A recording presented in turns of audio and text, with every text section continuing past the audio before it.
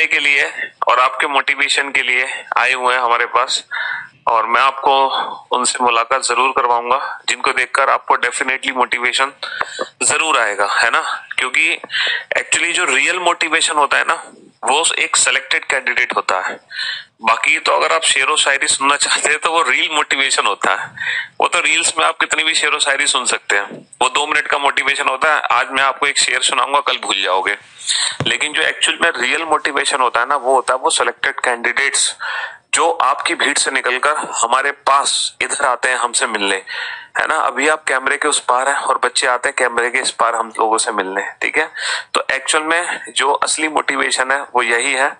तो भैया मैं बुलाना चाहूंगा, आप लोग इनका वेलकम जरूर करें। हमारे बीच में है शिवानी विश्वकर्मा, जिन्होंने सिलेक्शन लिया है दिल्ली पुलिस में, और ये मुजफ्फरनगर की रहने वाली हैं। मुजफ्फरनगर आपने नाम जरूर सुना होगा, उत्तर प्रदेश में एक डिस्ट्रिक्ट है मुजफ्फरनगर। गांव क्या आपका? मेहड़ा, बेहड़ा।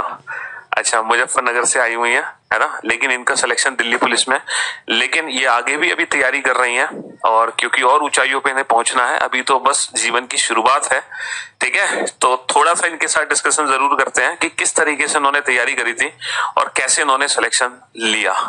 तो भैया इनका आप लोग वेलकम जरूर करें। शिवानी आ जाओ एक बार, और थोड़ा सा बच्चों को अपनी जर्नी के बारे में बताओ। तो भाई एक और माइक है, तो ये शिवानी है।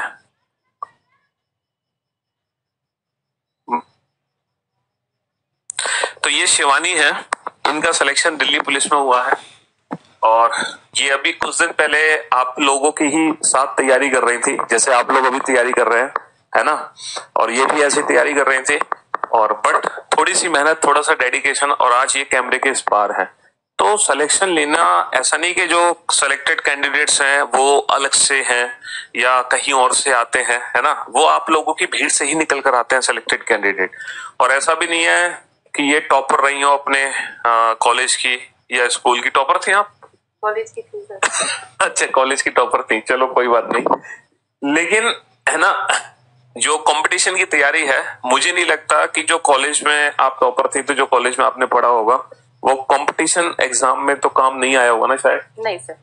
तो कंपटीशन के लिए हमें अलग से तैयारी करनी पड़ती है ना।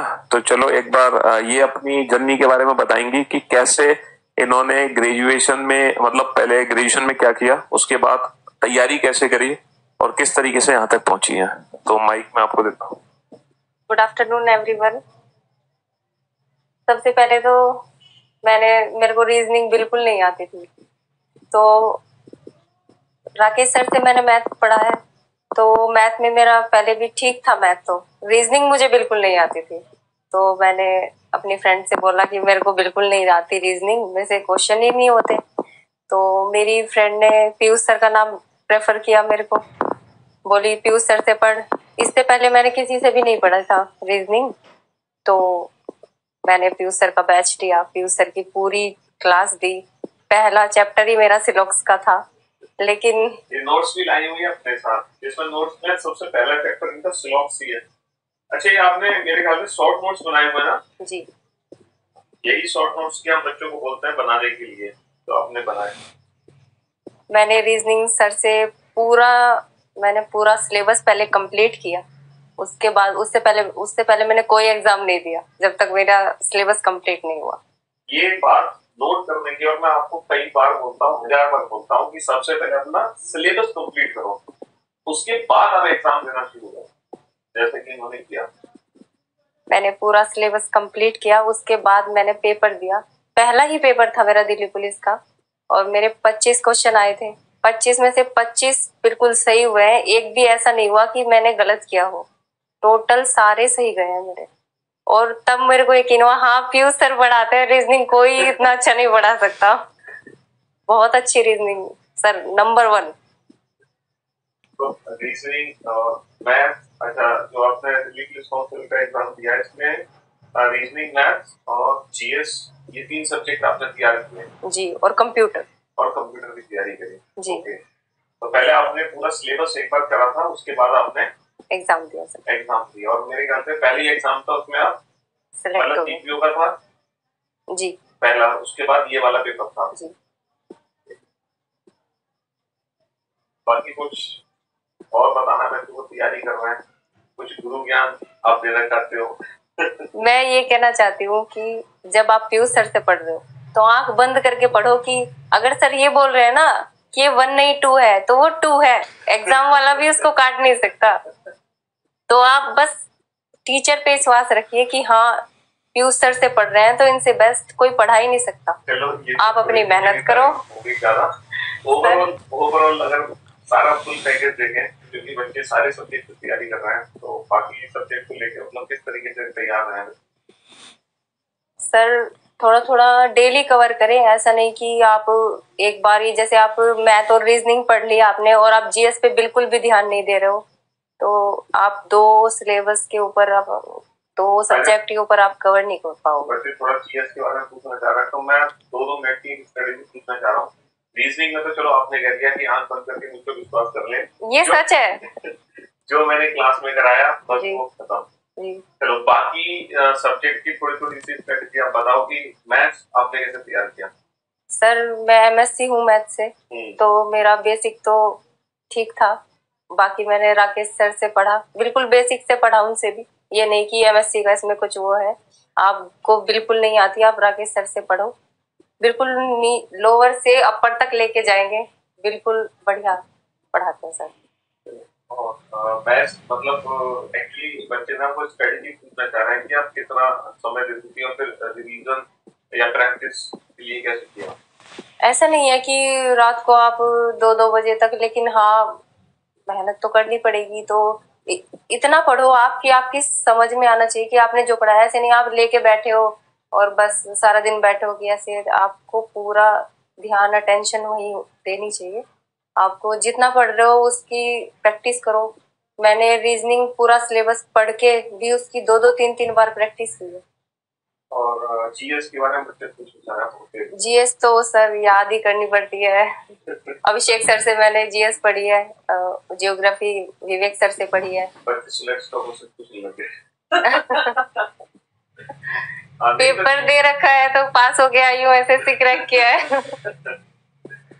तो जीएस में जैसे बहुत बड़ा सिलेबस है तो इसको याद कैसे रखा? टाइम टू टाइम रिवीजन किया था? जी रिवीजन, मतलब रिवीजन के लिए समय निकाला था जी। पहले मैंने नोट्स बनाए, पूरी क्लास दी, नोट्स बनाए, फिर उन नोट्स को जैसे क्लास दे दी, फिर मैंने इसको डबल स्पीड पे करके नोट्स खोल लिए, डबल स्पीड पे किया, सब कुछ ऐसे रिवीजन किया उसका। 2-2 3-3 बार मैंने अपने नोट्स उठा के जैसे ये जैसे रिवीजन करते हैं ऐसे रिवीजन किया। बाकी ऐसा नहीं होता कि पेपर है परसों 2 दिन बाद और आप 2 दिन पहले उठा के देख रहे हो कि मैंने नोट्स तो बना ही रखे हैं और मैं आज सारा रिवीजन कर लूंगा, ऐसे नहीं, थोड़ा थोड़ा डेली करना पड़ेगा। और देखो जैसे कि इन्होंने बताया था शिवानी ने कि मेनली इन्होंने ना सबसे ज्यादा जो फोकस किया है ना, जो टीचर पढ़ा रहा है ना क्लास में, उस क्लास नोट पे इन्होंने सबसे ज्यादा फोकस किया है और वही क्लास नोट का रिवीजन इन्होंने बार बार किया है। इन्होंने बोला था कि भाई आपने क्लासेस भी 2-2 3-3 बार देखी थी, मतलब मेनली इनका फोकस था जो क्लास में कंटेंट आपको दिया जा रहा है वो उस पर सबसे ज्यादा फोकस इन्होंने रखा और उसी का रिवीजन किया उन्होंने, ज्यादातर प्रैक्टिस भी इन्होंने उसी की की। और जब एग्जाम देकर भी आई तो वहां भी भाई ऑब्वियस सी बात है, यहाँ पे टीचर आपको इतना पढ़ा देता है कि पेपर में आना वहीं से है, क्योंकि हम जब पढ़ा रहे होते हैं तो अगर मैं कहूँ 100% सिलेबस है तो हम 500% पढ़ देते हैं, क्योंकि ऑनलाइन में आजकल इतना कॉम्पिटिशन है, बच्चे को हर चीज पढ़नी होती है। और फिर जब हम स्टैंडर्ड एक लेवल पर होते हैं तो वहां पर हम कोई चीज छोड़ भी नहीं सकते, तो इसलिए हम कहते हैं बार बार कि जो क्लास में पढ़ाया जा रहा है ना वो आपके लिए सफिशिएंट नहीं, मोर देन सफिशिएंट होता है। तो वही इन्होंने किया था, सबसे ज्यादा जो फोकस था इनका वो क्लास के ही नोट्स पे था, बाकी इधर उधर था ही नहीं। मेन चीज तो ये थी, क्योंकि तब तक सर की बुक भी लॉन्च नहीं हुई थी। तो अच्छा मैं आपको एक और चीज बता दूं, ये जो उन्होंने कहा बुक लॉन्च नहीं हुई थी, एक्चुअली इनका सिलेक्शन आज से 2 साल पहले हो चुका है ना जी। लेकिन किसी रीजन से इन्होंने सोचा कि मैंने सिलेक्शन तो ले लिया लेकिन पता नहीं सर से कैसे मुलाकात होगी नहीं होगी, तो ये हमसे मिलने नहीं आए, क्योंकि सिलेक्शन 2 साल पहले था। अचानक से इनका मैसेज भी आया हमारे पास, तब ये अब टाइम निकाल कर आप आए हैं, इनकी ट्रेनिंग भी हो चुकी है, ज्वाइनिंग भी लग चुकी है, इसलिए यूनिफॉर्म में दिखाई दे रहे हैं आपके जी। अभी मेरा भाई भी इसी बैच में पढ़ता है और मेरे गांव के बच्चे, मेरी बहनें भी इसी बैच से पढ़ती है। तो भाई इनके भाई भी शायद हो सकता है वीडियो देख रहे होंगे जी। और इनकी जो सिस्टर्स हैं वो भी इसी बैच में पढ़ रही है। चलो बहुत अच्छा लगा। बच्चे पूछ रहे हैं मैम आपकी शादी हो गई? अभी नहीं हुई है शादी। मैम की एज क्या? देखो ये पर्सनल सवाल हो गया। चलिए तो भाई शिवानी बहुत बहुत थैंक यू सो मच आपको आने के लिए यहाँ पर, क्योंकि एक्चुअल में आप ही हमारा रियल मोटिवेशन है। आप बच्चों के लिए भी रियल मोटिवेशन है और हमारे लिए भी। ये कोई रील्स वाला मोटिवेशन नहीं है, ये रियल मोटिवेशन जो एक्चुअल में आपको चाहिए होता है ना। शेरो शायरी सुनकर क्या करोगे हैं? ये जब हम बच्चों को देखते हैं सिलेक्टेड कैंडिडेट्स को, खासकर यूनिफॉर्म में, तब एक अंदर से वो आग लगती है हमारे सीने में है कि अब हमें भी कुछ ऐसा करना चाहिए, क्योंकि ये कहीं अलग से नहीं आए हैं। ये बता रही थी ये अपने परिवार में पहली बच्ची हैं जिन्होंने नौकरी हासिल की है, समझ रहे हो। पूरे परिवार में इन्होंने, इवन दिल्ली पुलिस में इनके गांव से आप पहली हो, पूरे गांव में ये पहली हैं जिन्होंने दिल्ली पुलिस में सिलेक्शन लिया है, समझ रहे हो। तो सोचो कितना प्राउड आज इनके पेरेंट्स करते होंगे इनको, मतलब कितना प्राउड फील करते होंगे जिसकी आप कल्पना भी नहीं कर सकते।